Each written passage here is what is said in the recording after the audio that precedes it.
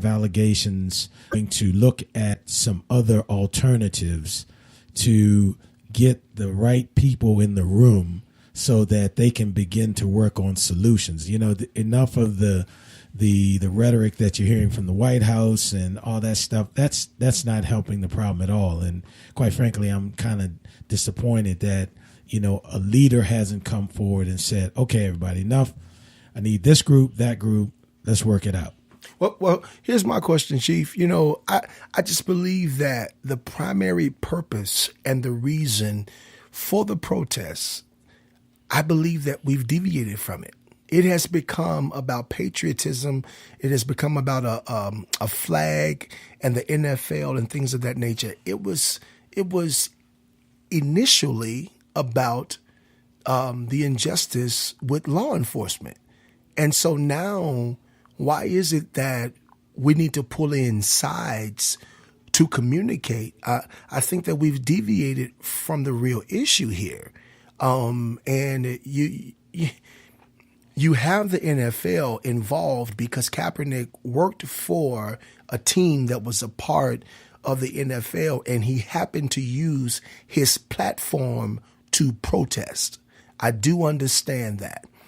Now, my question is, if I can be devil's advocate, my question is, how can we really respond to the issues in our community and our country if there is no agreement, if the other side of the coin does not admit wrong? Will we ever come to a resolve? And that is my question. Well, I think that part of the issue is that there are different perspectives which are hard for some people to understand. For example, I think you've heard everyone from, former President Obama, you've heard famous celebrities and just, Joe Citizen talk about the conversations that they've had with their sons or their nephews and so forth about how to interact with law enforcement.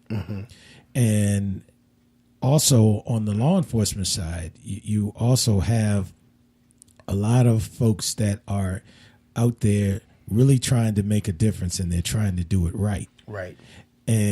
But certainly those incidents where it wasn't done right are what are very alarming, because it just further perpetuates those allegations that people are not being treated fairly. Right. So, but to answer your question, sometimes it's more of an objective to get people to understand your perspective on this issue, particularly when it comes to the patriotism thing. Sure.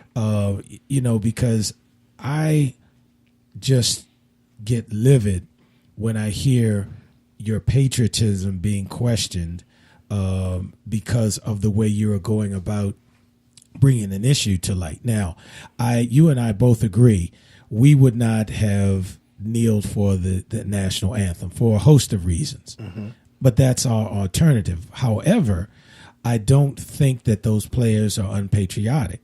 True. Because I can tell you that the majority of African Americans and people of color who have folks who are in the military, and all of us have an uncle or a grandfather or whoever that served in Korea or Vietnam and other places, that can tell you that story about coming home in uniform for the country that you fought for in certain places of the United States in uniform, and you couldn't even buy a cup of coffee. Right.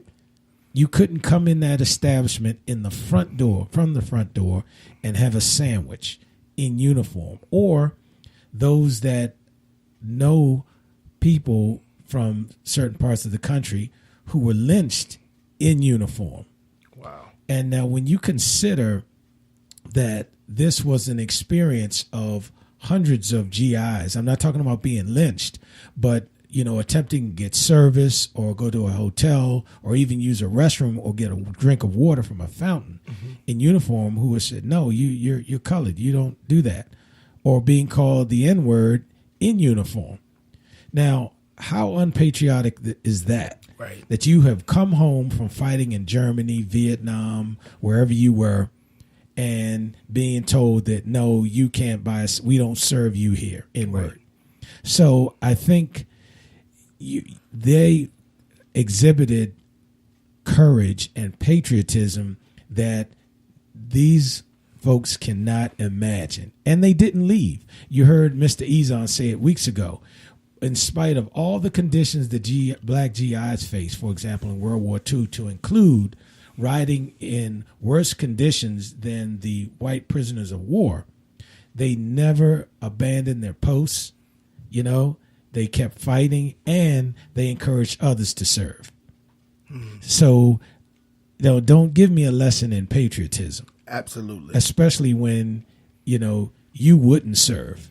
Absolutely. So you just have to consider the source on that. But let me bring it full circle to say, I think it's just a matter of getting the perspectives of people that are trying to understand why is there so much concern in communities of color about interactions with the police. And I think once they are able to break that barrier down to at least say, oh, okay, I understand. Let's see how we can make it better. That's in the simplest form of how to make it work. I definitely agree with that. And so on the other hand, I do want to stress the fact that a lot of players agree with Colin Kaepernick. A lot of players agree with the cause and what he's standing for.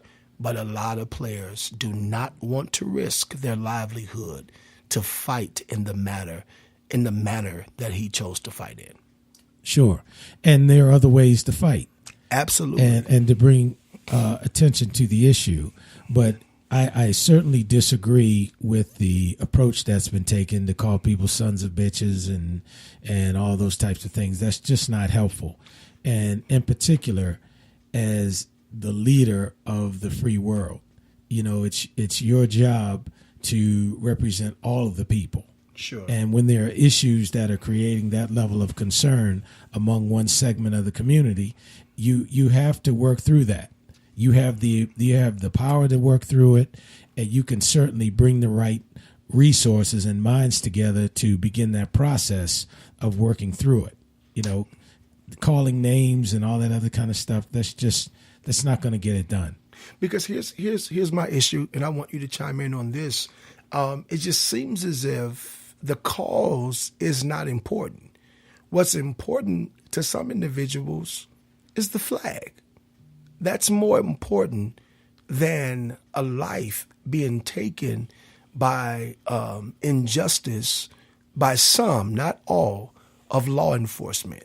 And so to me, it is a slap in the face, and it is you telling me that standing for the flag is more important than the life of someone who was killed in a way that was illegal. And so I ask my nation, which one is more important? What's more important here? The flag, kneeling for the flag, or the injustice that a community sees on a consistent basis by law enforcement? And I'm asking you, Chief, do you see the same thing? Well, you see, that's where people don't understand the symbolism of the flag. The flag represents a free country. Right. The flag represents your right to disagree. Mm-hmm. It represents your right of free expression. And as long as you are not advocating tyranny or other types of subversive actions against the country, you have a right to express yourself. Right. Even if it's, as much as I despise the whole neo-Nazi philosophy, you have the right, if you're a neo-Nazi, to stand outside and express your neo-Nazi views. Right. You have the right to worship a head of cabbage. You have the right, you have a right to do these things as long as you're not impeding upon other people, you're trying to bring physical harm to other people. That is your right. The Supreme Court has even held that flag burning is an expression of speech. Now, I don't agree with that, and I think that's entirely disrespectful. Now that's unpatriotic. But it is protected speech as ruled by the Supreme Court.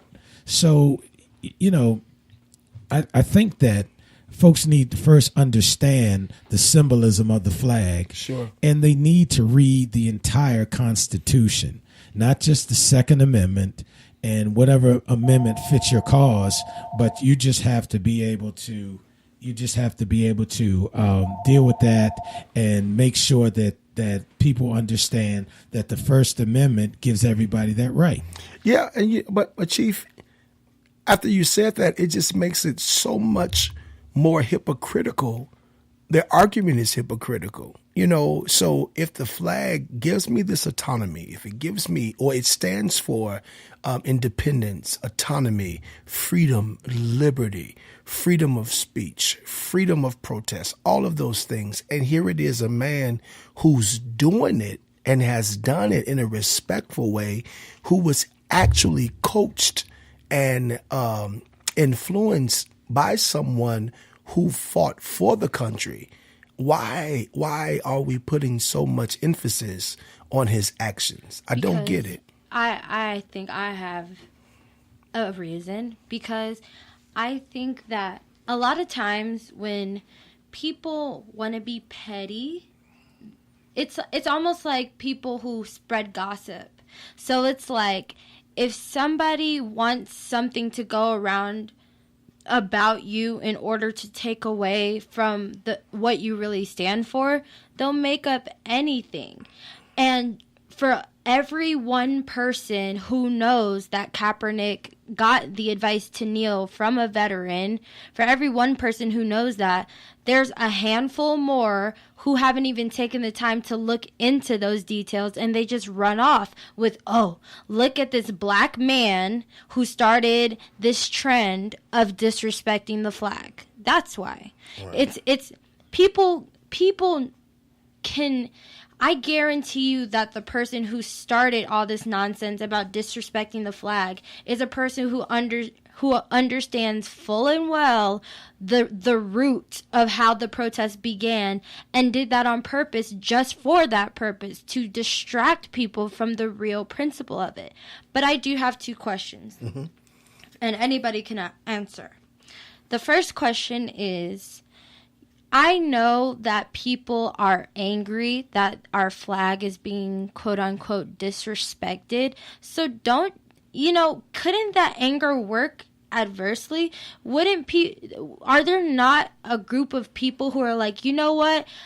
They might not understand why he's kneeling, but when they find out about police brutality, there are those people who do, like my dad said, the chief said earlier, they agree with the message of kneeling for police brutality, but they still don't, let me rewind.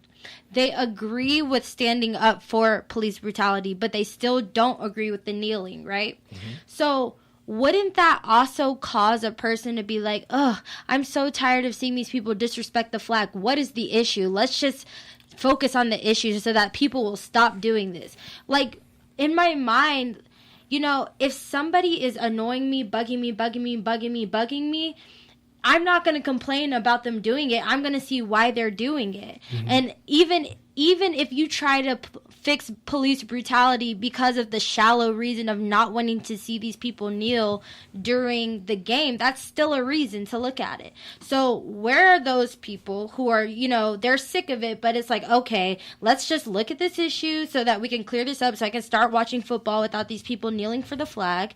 And the second question is, like you said earlier, Kaepernick is being paid a lot by Nike, and you brought up the point that, it worked out for him. Everybody's not going to be treated like Kaepernick. So if this continues, do you believe that there will be more businesses that could potentially step up and start endorsing more of these players in order to show their solidarity with them protesting? And how do you think that will affect what's going on in the NFL, because some of these businesses like Nike make more money than some of these teams. So it's like, how do you